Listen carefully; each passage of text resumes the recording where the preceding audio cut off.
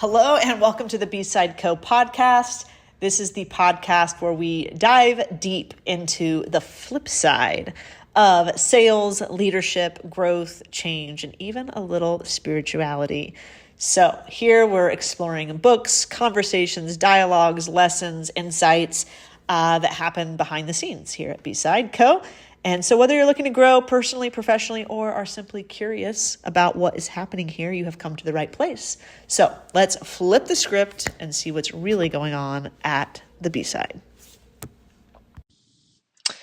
Hello and good day. So today we are going to dive into a book that the book club read back in the summer called The 6 Types of Working Genius. This book is a very short read because it's mostly in story form. There is a section to the back of the book that goes into more detail about the actual 6 types of working genius, but the magic of this particular book is really in taking the assessment, using the model for the working geniuses, and really beginning to leverage that inside of team and partnerships, as well as overall creative endeavors. So today, my intention is really just to share with you more about the actual model, not the story. If you want to go check out the book or the Audible, it's a good story. It's very short, about a guy named, let's see, what was his name?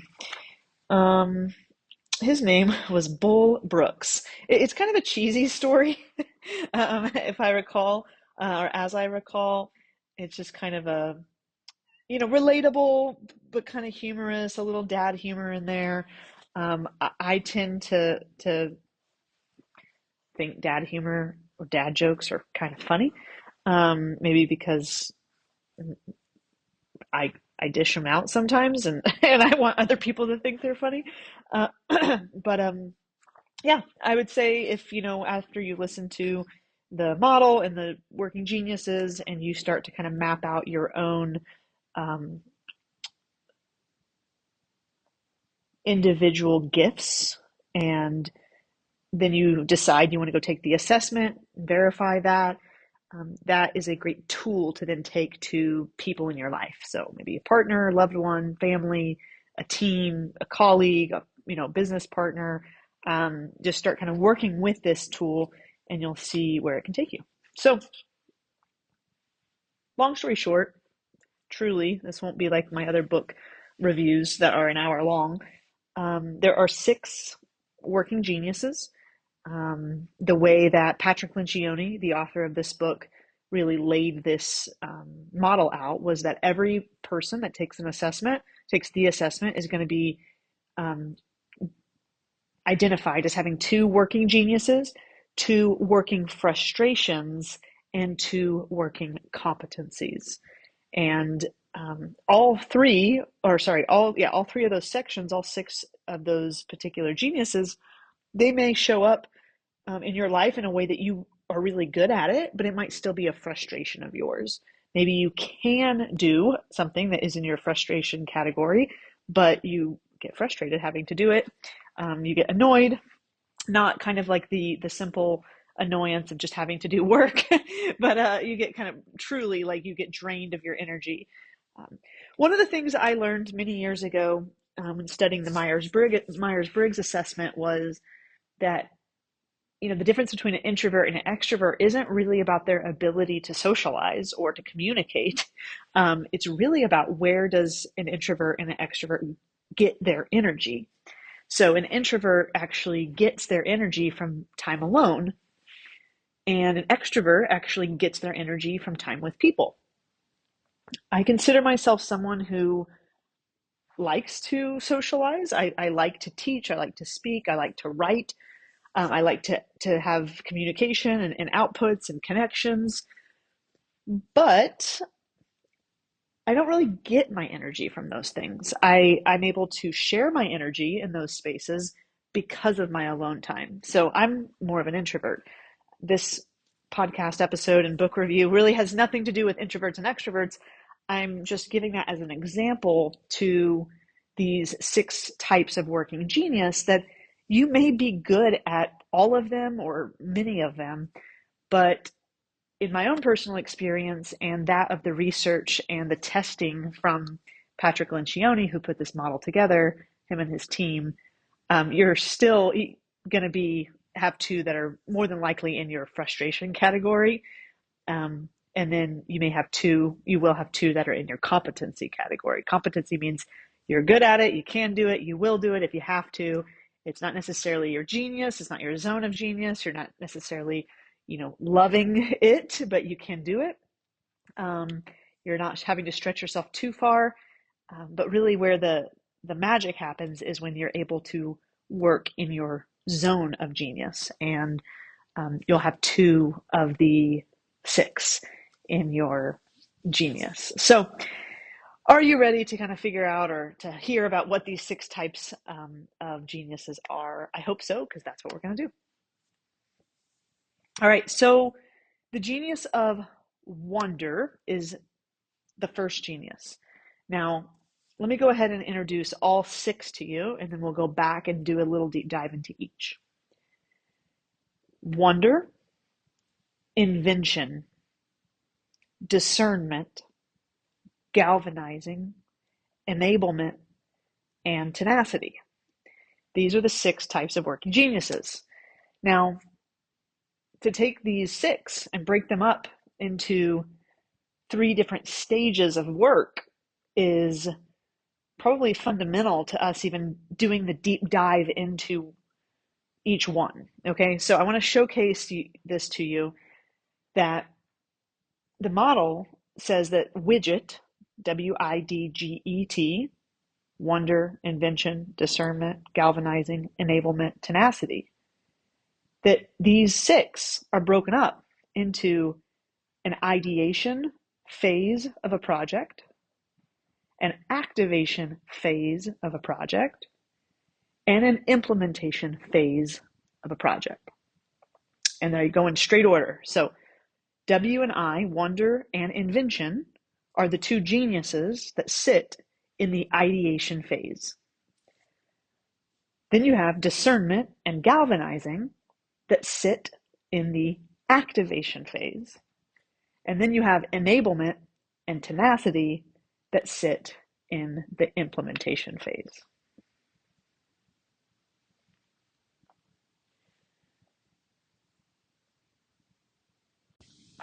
So something I want you to be really well aware of as we go into each one of these geniuses is that you as an individual may have a genius in two completely different phases of the work, right? You may have a genius in the ideation phase, and you may have a genius in the implementation phase.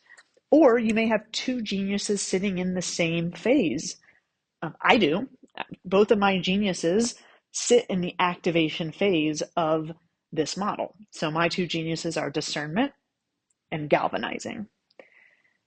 And both of those are the two geniuses for activation. But someone else, many of my clients, I have a client who he has wonder as one of his geniuses in the ideation phase, and then he has tenacity in the implementation phase. And both of those are his geniuses. So he actually can show up in both of those places in the project in a really powerful way.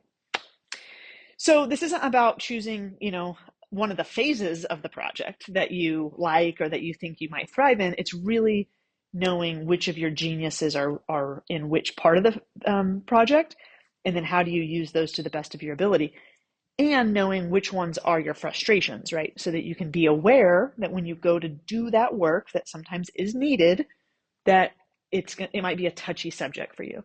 And you may eventually want to shore that up by bringing in other people to the team or other people onto the project to make sure all six geniuses are represented at the table. All right, so let's dig into wonder. So wonder as a working genius, these are the things in life that some people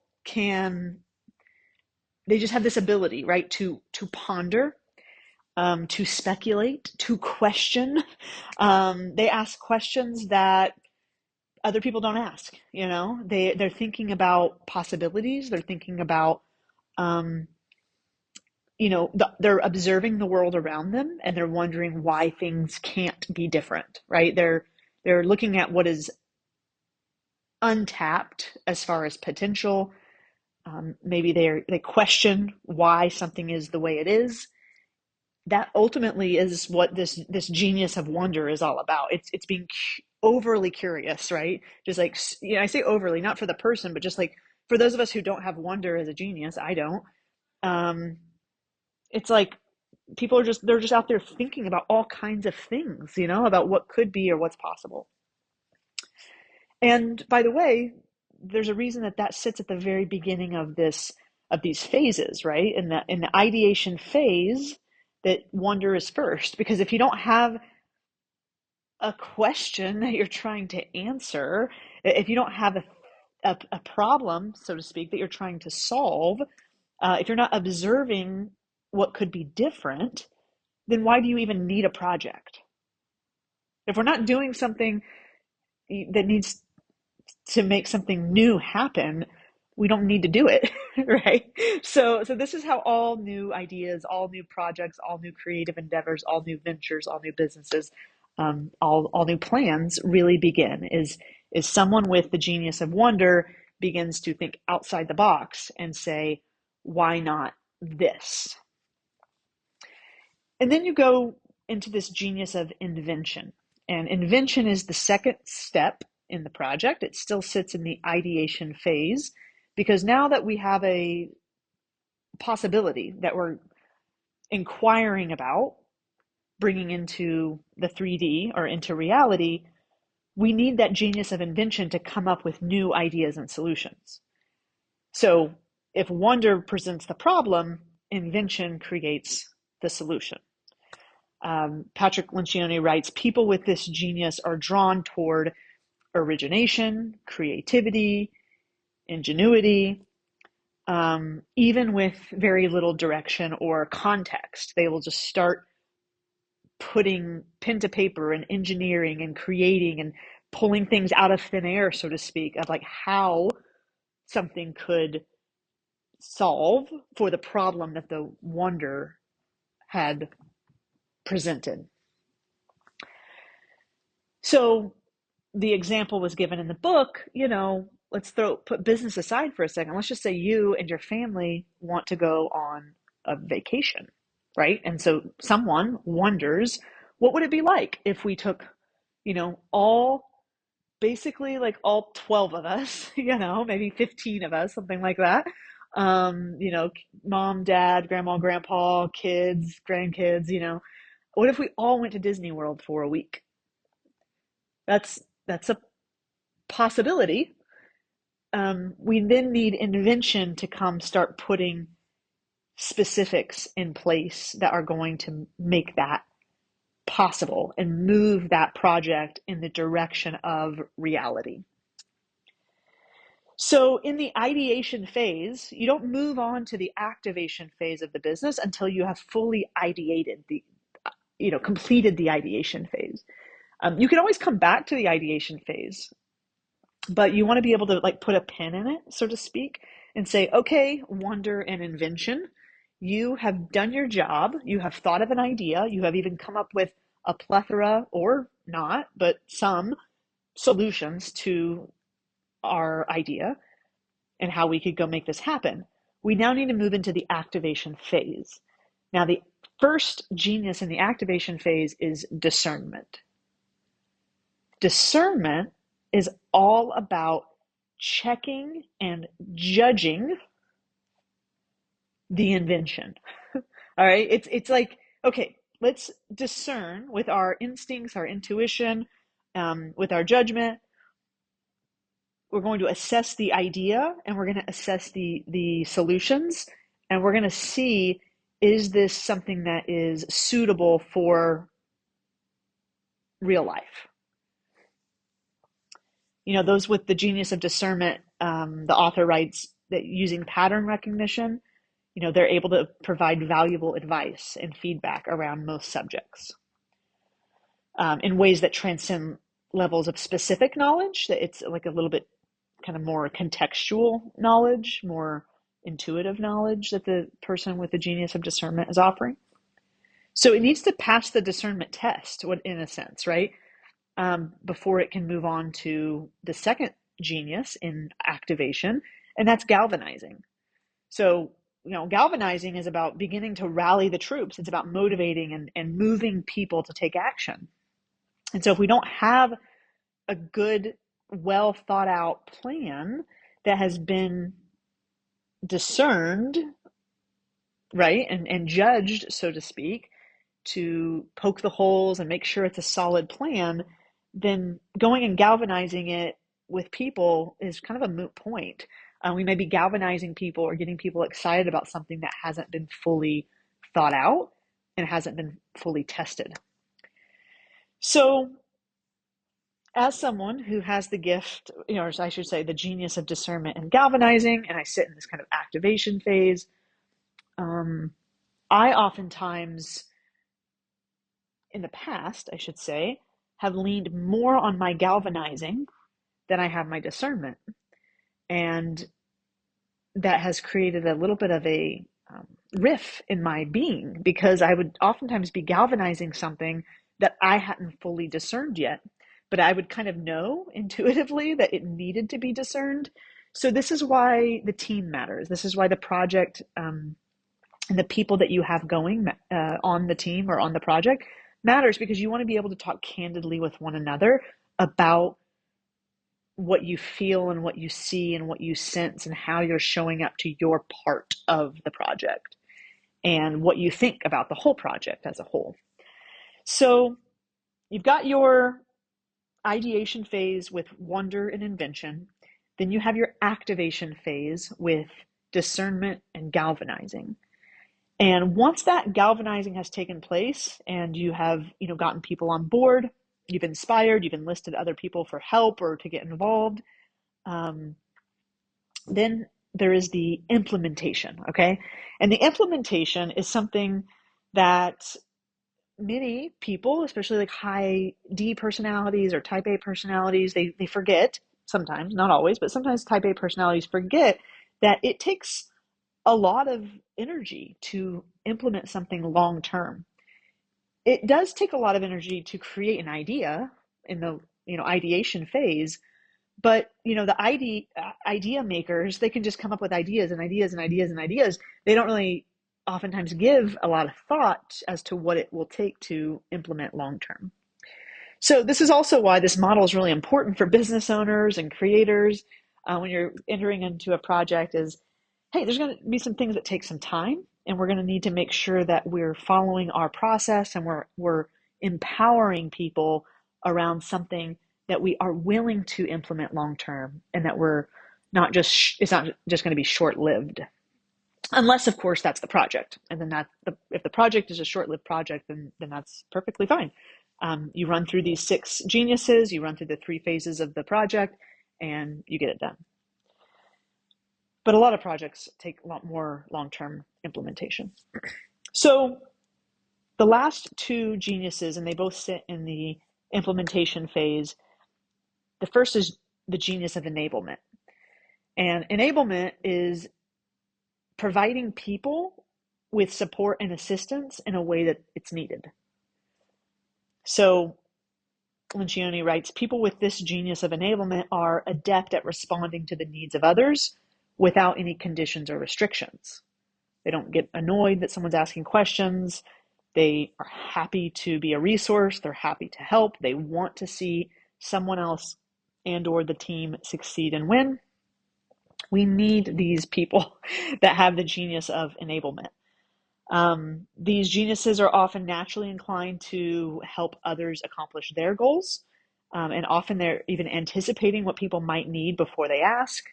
So individuals with the genius of enablement are frequently unaware that this is a genius at all. They just think it's who they are, right? That it's just part of being them as far as enabling and assisting others to accomplish what they're up to. So super critical, very important. Personally, my genius as me, Meg, having that discernment, having that galvanizing on the assessment anyway, as my geniuses, um, my frustrations, one of my frustrations is actually enablement, which is kind of funny because part of what I do at B-Side is provide resources, is support others in the accomplishment of their goals. Um, and yet it's not exactly like what gives me energy, right? Like having to remind someone to come to a meeting, or having to remind someone to do something they said they were going to do, not my favorite thing, right? That for some people, they don't mind, right? I mean, they're just, that's their genius. That genius of enablement is just constant, like checking in on other people, making sure everyone's good to go. And then finally, the last genius in the implementation phase and in the six types of working geniuses period is the genius of tenacity. And tenacity, the author writes, is about the satisfaction of pushing things across the finish line. So this isn't just about completing, doing something forever and ever and ever indefinitely. It's like, where do we know the finish line exists? And I'm going to push and push and push until we're there. So people with this genius are not only capable of, but they're actually naturally inclined to finish projects.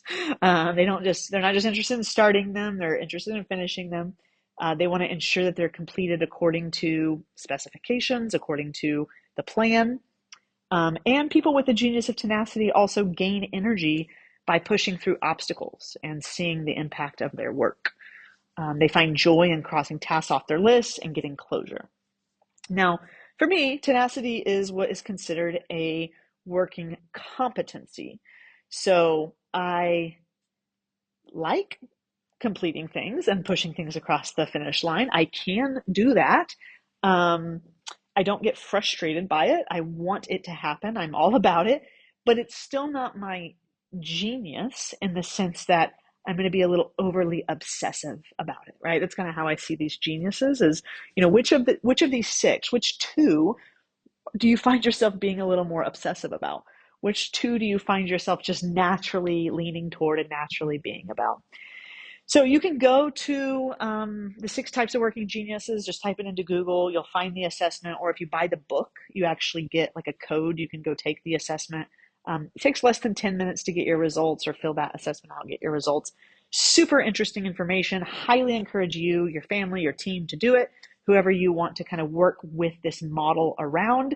Um, it's really been a great benefit for me with my clients at B-Side because I can use my geniuses and what they are really, really good at, what their geniuses are. And then we can look at each other's frustrations and we can see where do we need to complement one another and where do we maybe even need to outsource altogether so that we can make sure we have all six working geniuses represented on the team. All right, I think I'm going to leave it there. I hope you enjoyed this book review on the six types of working geniuses. If you haven't yet, subscribe to the channel. Take a minute to follow me on Instagram, Meg5 Coaching, and I look forward to seeing you on the next episode.